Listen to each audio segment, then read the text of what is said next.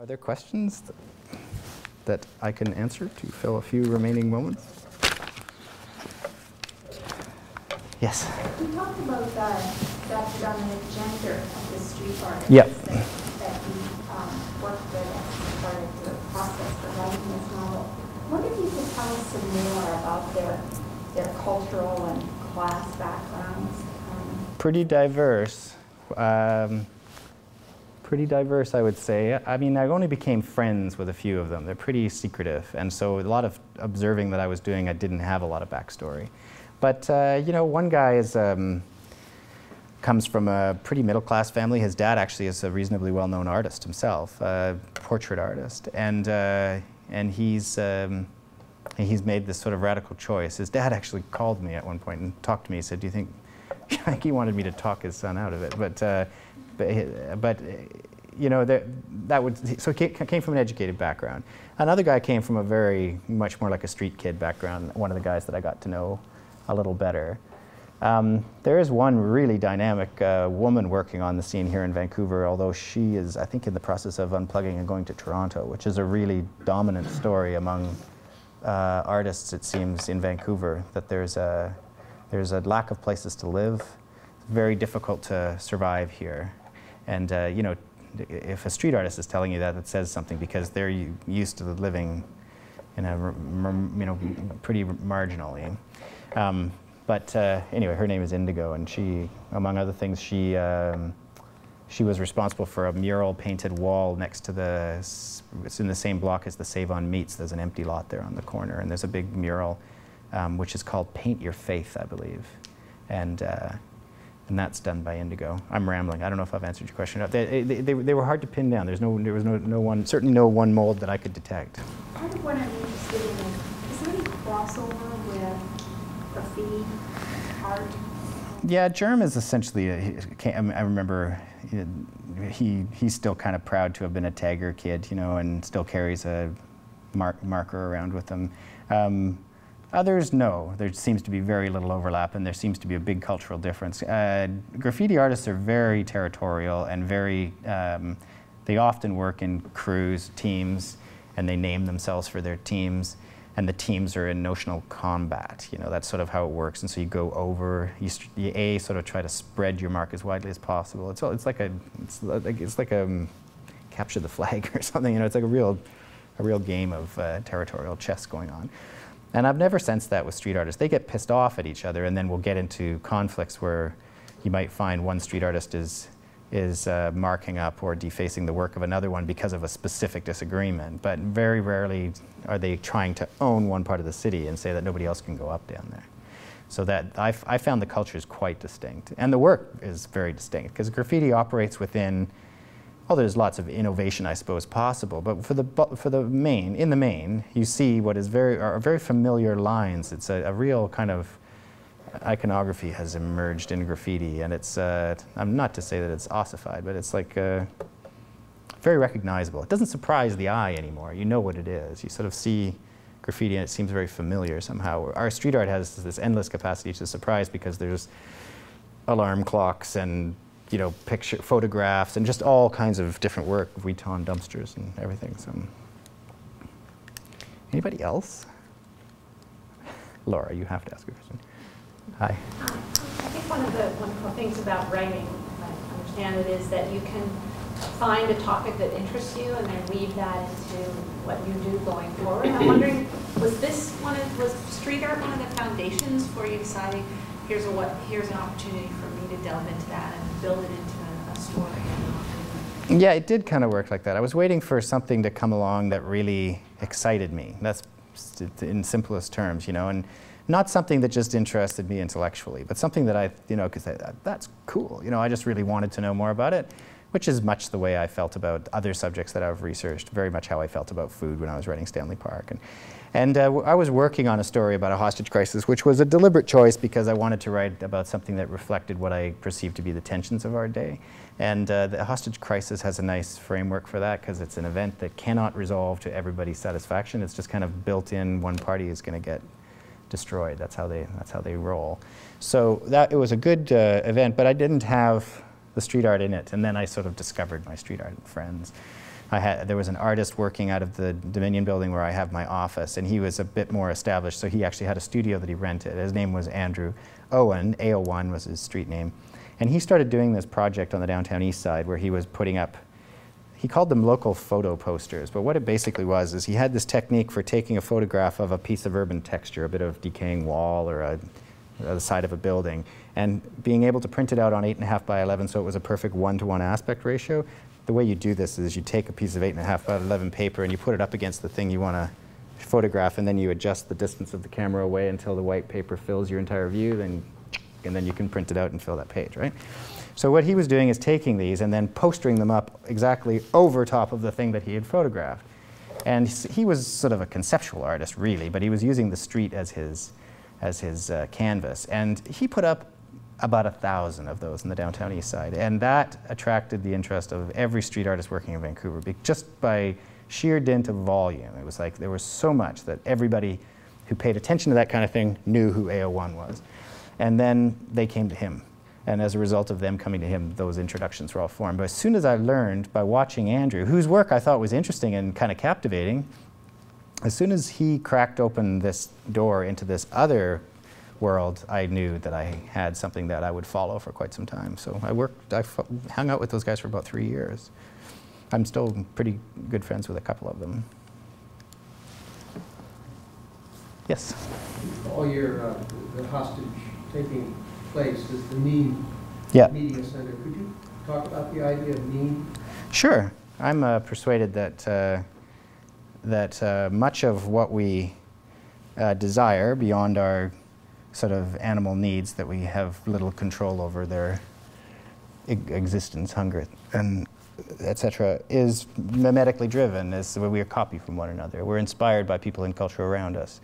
And it just seemed to me that a call sign, MEME, for the television studio that was doing what that television studio was doing was a good one. It just, I liked it. And it could be quite knowing on the part of the people who run the television station. They're running a show which is designed essentially to deliver to people something that they think they want, but they could only have learned to want that by watching other people, which is to say fame.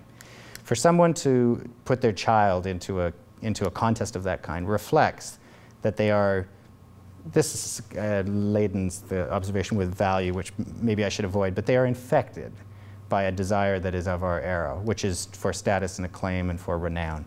And so to name the television studio after what I believe to be that sort of essential dynamic seemed to be a happy coincidence. Yes? Thinking of fame, when Alan introduced you, he mentioned your literary prizes and your awards, and as you know, I'm teaching in that framework, so I wonder if you could talk a little bit about, as an author, how you respond to literary awards and prizes and the cultural framework.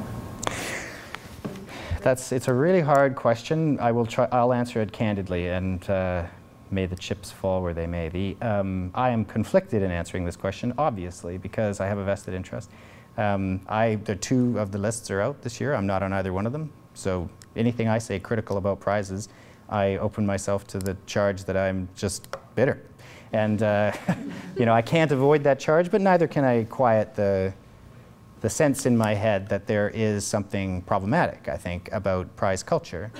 I don't know. I mean, the writers talk about this a fair amount, so this is a practiced discussion in quiet, but it's sort of considered very dangerous to make any public utterances. But here is what I think in a nutshell. I think that prize culture at this moment is serving to concentrate public attention on shortlists, and then even within that context, concentrate them yet further and greater on the winner.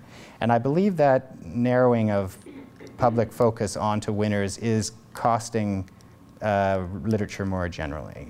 I think writing careers are becoming unviable now if shortlists aren't part of your resume, essentially. And you know, my conflict on this topic deepens because I may be here in part because of a shortlist. You know, Stanley Park was honored on many shortlists, and without question that served to confer some credibility on my project, which may not have been given otherwise. I don't know. It's impossible to make these. There's no There's no counterfactual, so I can't say what would have happened otherwise. But it is my sense that as media has become scarce for literature, the impulse to make a very splashy, glamorous event is an honorable one in a sense, because I know I sit on the board of the Writers' Trust, so I'm in yet further conflict making this comment. The impulse is an honest one. It's an impulse of people who are excited about literature themselves, and they're thinking desperately of ways to try to mimetically inspire other people in the culture to have some of that excitement. And in our media culture, it seems the most viable approach is to do some big event, that's very expensive and very glitzy and is you got to somehow attract the television cameras. The ancillary effect of that is maybe a little less considered. I've been watching it for 10 years. I think I've earned at least a little bit of a right to comment, and I do observe writers who have not been able to make shortlists, and it starts to become a struggle in the midpoint of your career. And actually the harshest thing I can say is when a book wins that, you ask anecdotally among your friends, and 70, 80% of the people you ask either didn't finish the book because they couldn't, or they feel that it's really, really an interesting, unusual choice and not perhaps the best book. And you get the sense that the jury was doing what juries do, and I've been on several juries, so I know how this works. The jury was attempting to make a statement about what they thought is desirable in literature. And that's fair game. I mean, there's 3 people in a room, that's likely to happen. In the process of doing so, if a book wins a big prize, and it seems that most people don't even really think that highly of the book, but it nevertheless goes on to sell 150,000 copies, like some astronomical number. That's an extraordinarily high number for Canadian literature, you understand. Then it is my contention, without data, but it is my visceral belief, that those 150,000 books are not original sales. Those books are books that would otherwise be sold on behalf of other writers. So in effect, the mantle of success is given to that one winner, and it comes out of the pockets of other writers. And that is troubling. I find that troubling. There's a long answer to your question, Laura, and now I'm on record saying all kinds of awful things about prizes. Anybody has something to ask me an easier question? I'm trying to kind of word this in my head. You, as you mentioned, have kind of a long process in terms of your writing and your career and being exposed to these prizes and stuff. And it seems to me like the subject matter for this book, you've had a lot of experience going into what makes culture and in some degree counterculture in using that. And so I wonder to you, I mean, at the point that you are now, you're kind of an established writer, you've been shortlisted, you've maybe won this or won that. And so anything you write is going to be taken arguably into kind of mainstream culture. So how do you bring the two together? How do you take what you've seen and the aspects that are counterculture and incorporate that into culture? Does that make sense? It does. There's a lot of built-in sort of paradoxes about trying to do what I tried to do in this book, not the least of which is, for example, trying to depict what I believe to be the transcendent possibility, the real genuine possibility of hope that can be derived from an act to which no kind of immediate motive can be ascribed. So that artistic act, I'm holding it up as living on a higher perch than our more phenomenal impulses, right? And yet I'm writing a book, which I'm trying to sell. So, and yeah, so that's problematic, and you point to another one, which is that to depict people who are living who are part of a so-called counterculture, and yet to speak from within the mainstream is also a source of tension. But I don't know how to resolve the tension, and I don't know how to resolve what are my interests, and so I have to just sort of follow what do I think is worthy of exploration. But the other comment I would make, this is not to be self-deprecating or to try to play falsely humble, but the degree to which I'm established or part of the mainstream in Canadian letters is an open question, I would say. I'm not an alternative, edgy writer from the underground, but I'm a writer of modest profile who is not anywhere near the Canadian canon, if you know what I'm saying. So I feel like during my process, I am distant from the center, it seems to me. I'm very much on my own, and it's difficult when I'm working in such an environment by myself, distant from my publisher, with very limited contact with the establishment of publishing in Canada for conceivably months, even years at a stretch, you know what I mean? It disappears from my mind the possibility that I might be part of any sort of established center in Canadian letters. I just feel like a kid who's trying to write my first book every time. I still feel, I still feel that way, starting my new book. Does that answer your question? One more, maybe? Sorry, no, I think that's about perfect timing, isn't it, actually? That was good. Thanks for the questions. I think I'm done.